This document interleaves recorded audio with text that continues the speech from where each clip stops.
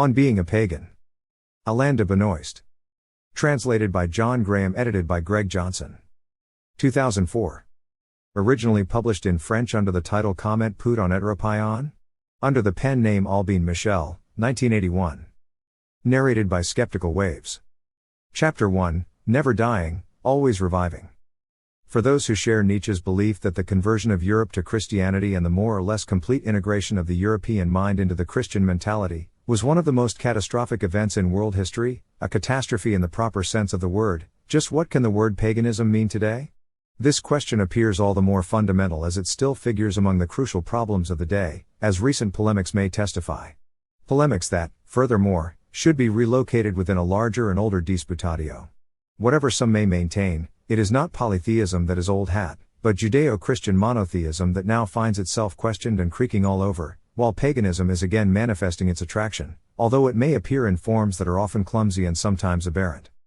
In truth, paganism never died. From the attempts to restore solar worship under the Illyrian emperors, notably under Aurelius, thanks to the support of Plotinus, and from those undertaken later by the Emperor Julian, it has been a constant inspiration. At the end of the 4th century, a time when Christianity, which had become a state religion, would appear to have triumphed, we can even speak of a pagan renaissance. Pagan values subsequently continued to survive, both in the collective unconscious and in certain customary folk rituals, incorrectly labeled folklore, in the theology of certain great Christian heretics, and through the expedient of countless literary and artistic revivals. From Ronsard and Du Bellay, literature has never stopped finding a fertile source of inspiration in pre-Christian antiquity, whereas for 15 centuries political deliberation has been nourished by a meditation on the purely pagan principle of the imperium, the bedrock of that prodigious enterprise, perhaps the most grandiose in all of history, the Roman Empire. In philosophy, finally, in opposition to the partisans of the exclusive primacy of the logos over the mythos, from Descartes and Auguste Comte to Horkheimer and Adorno, are the partisans of the Scythos from Vico to Heidegger. At the end of the 15th century, the Renaissance, centered first in Florence before extending over the whole of Europe, was born out of the renewal of contact with the spirit of pagan antiquity. During the golden century of the Medicis, we see the renewed opposition of the Platonists, Pico della Mirandola and Marsilio Ficino, and the Aristotelian, Pietro Pomponazzi. Translations of and commentaries on Homer, Demosthenes, Plutarch, the tragedians, the annalists, and the philosophers appeared. The greatest artists, architects, painters, and sculptors drew inspiration from antiquity, not simply for the purposes of copying its works, but as a fertile soil in which new forms could take root.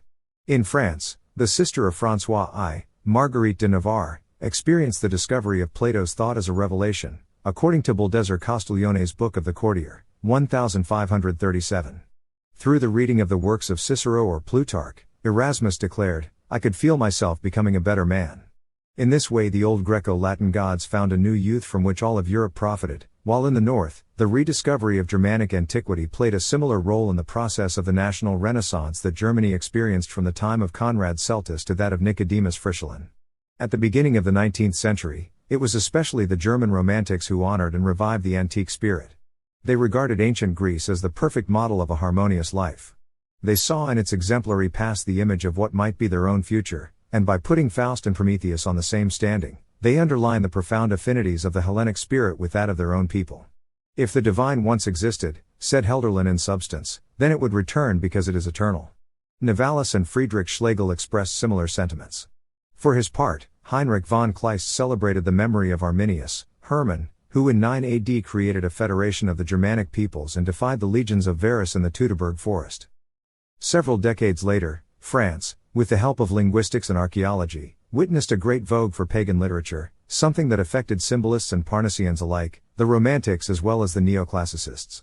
While Victor Hugo, returning to pantheism, defined God as the sum total, fullness for him is infinity to the world, religions at religion, Théophile Gautier praised Hellenism as the soul of our poetry. Leconte de Lisle published his Poème Antiques, 1842, and his Poème Barbarus, 1862, Théodore de Bonville, his Caryatides, 1842, José María de Heredia, his Trophée, Juliet Adam, a novel entitled Peut-on, 1883, Pierre Louis, Aphrodite and the quite apocryphal Chansons de Bilitis. Anatole France wove crowns for Lucan and Lita Acilia, and Louis Menard sang the virtues of Hellenic mysticism. Hippolyte Taine lauded Athens as the first country of the beautiful. Albert Salmon, Jean Mauriac, Henri de Régnier, Laforgue, Verlaine, Edward Cheret, Sully Prudhomme, Edward Dujardin, François Capet and Madame de Noailles should not be omitted from this list either. Not to mention Catulle Mendès, whose L'Homme Tout Nu has recently been republished. Louis Menard in 1848 regarded polytheism as the foundation of the republican ideal, a respect for pluralism and a critical attitude toward monarchy. This was also the viewpoint of Father J. Gaume, a fanatic adversary of paganism, which he identified with democracy and socialism, and who had no qualms about writing, "The Renaissance was the resurrection, the worship, the fanatic adoration of paganism with all its literary, artistic, philosophical, moral, and religious idols. The Renaissance gave birth to the Reformation. The Reformation gave birth to Voltairean impiety, and Voltairean impiety gave birth to the French Revolution. The French Revolution is the most dreadful moral catastrophe the world has ever seen." The Church waxed indignant at the prospect of the examples of Themistocles, Cato, Solon, Scipio, and Cincinnatus being offered to the young as sources of inspiration or subjects of study.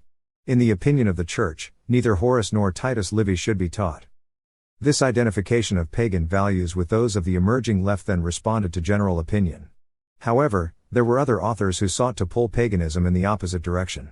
"When I saw the Acropolis," Renan wrote, "I had a divine revelation."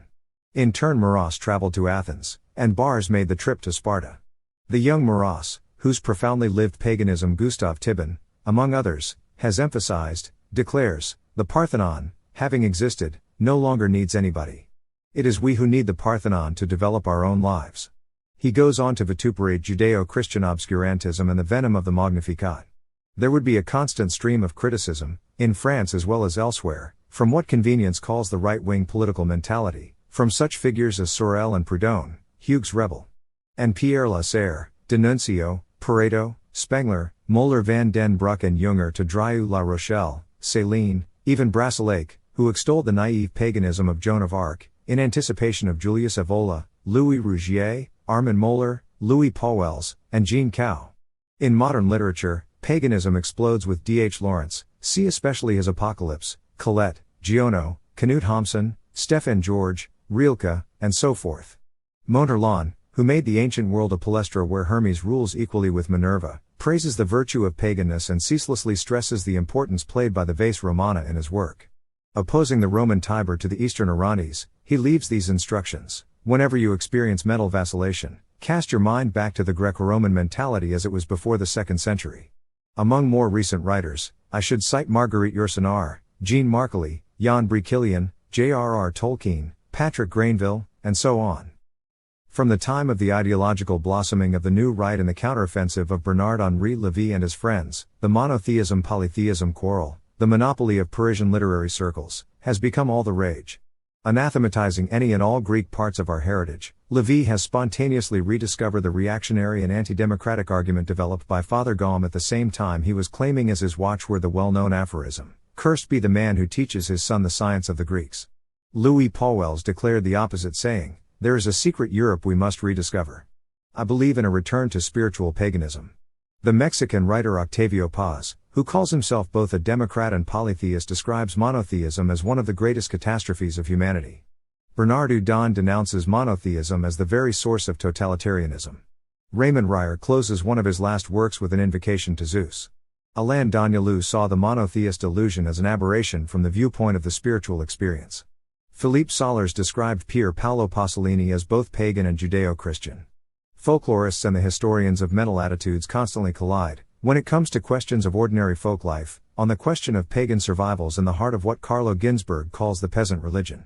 This would include social phenomena that are highly contestable in the eyes of many, such as the rage for a kind of esotericism or the ecologist trend, which manifest marginal examples of the resurgence of paganism, the return to nature interpreted as the face of God, the questioning of Christianity from the perspective of spirituality or occultism, and so on. These examples could easily be multiplied. The contemporary trend toward pluralism and honoring one's roots itself contains finally, at least implicitly, a rejection of Christian equality and reductive universalism. It is also acceptable to share with Odo Marquard the belief that such a requirement goes necessarily hand in hand with the quest for a polymyth. The crisis of what Gilbert Durand has called the unique worship of a unidimensional meaning of history aligned on the old thread of a totalitarian logic, the collapse of optimistic certitudes connected to the idea of progress, the stagnation of the disruptionist ideologies of contrarianism, the subsiding of rationalism and positivism, the emergence of ideal types and archetypes as modalities of a necessarily plural collective unconscious, because it always consists of heterogeneous elements, the works that keep multiplying on the imaginal and the primordial words, the renaissance of myth both as object and way of understanding, the rejection of quantitative, mercantile values and univocal theoretical orientations. All these features of society are leading to open, heterogeneous, polytheistic, in the proper sense of the word, synthetic, paradoxical determinisms governed by conflictual logics corresponding to the normal state of living systems.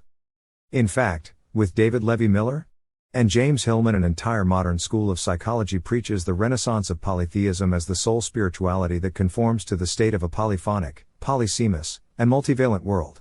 In a neighboring domain, a researcher like Gilbert Durand, for whom all society is axiomatically polytheistic and more or less quadrifunctional, argues for an ethics of pluralism, which would also be an ethics of profundity, based on a desire which its own grandeur defines as plural, and the plurality of which can only be guaranteed by the hierarchical principle of difference, while Michel Maufesoli, also rallying to the cause of a polytheism of values evoked by Max Weber, defines paganism as that very thing which, by acknowledging reality's polytheistic nature, teaches one how not to bow down before the force of history or its various avatars and substitutes. The contemporary relevance of paganism is thus not a matter for debate. Neo-paganism, if in fact there is such a thing, is not a cult phenomenon, as imagine not only its adversaries, but also sometimes well-intentioned groups and covens who can be described as often clumsy, sometimes unintentionally comical, and perfectly marginal. Nor is this a form of Christianity turned upside down, which would adopt for its own benefit various Christian forms, both rituals and objects, in order to reconstitute the equivalent or counterpart.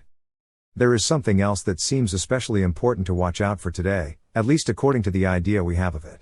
It is less the disappearance of paganism than its re-emergence under primitive or puerile forms, kin to that second religiosity that Spengler rightly described as one of the characteristic traits of cultures in decline.